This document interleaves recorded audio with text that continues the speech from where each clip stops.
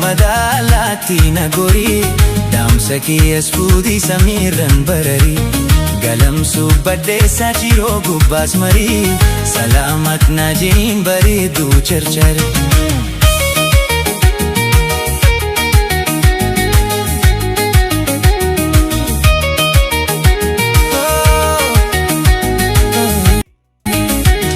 Samiirraa barartaam na tolta barii takkiittumaa haraameef na dararii siif diyooda karaan hundarra na gorii na dubbisi kootu jaalawwan koo garii.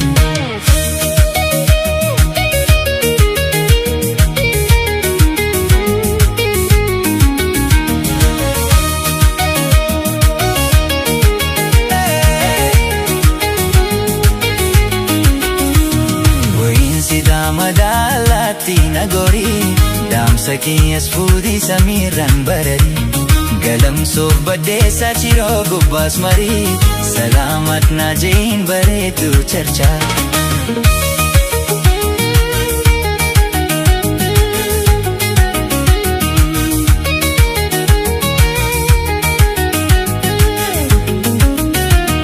Amnateetti tifuufi addaan murinarraa oborraattis gorii jaallan kiyyaa jira dakii gubbaa marii dabbaal muutii gaaraa haadha gaara muutii baddaanoo wal garaa.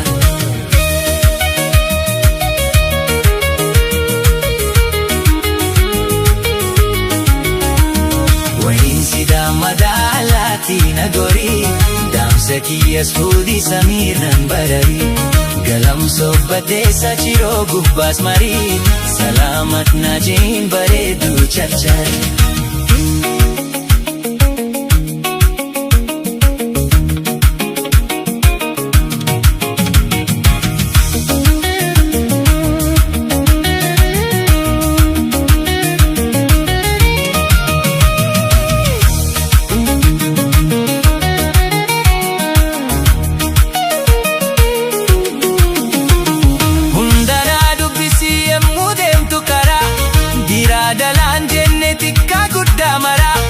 Addaan osoo hin baafne kan dubraa dardaraa meeqam na jeeyin ilmaan biyyaa maraa.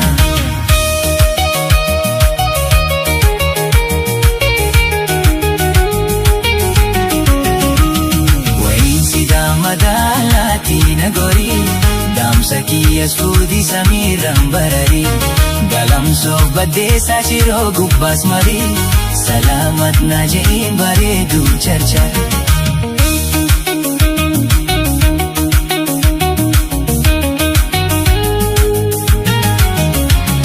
Dadhabduu siif qabii obsinaa bararii hafuura baabadda kubaatu hararii bareedduu harariis gaafadhu irra gorii waayisii koradu na kootu bararii.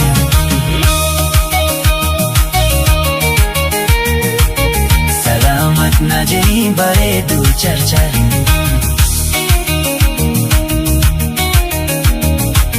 Salaamat na jeeyin bareedduu charchari.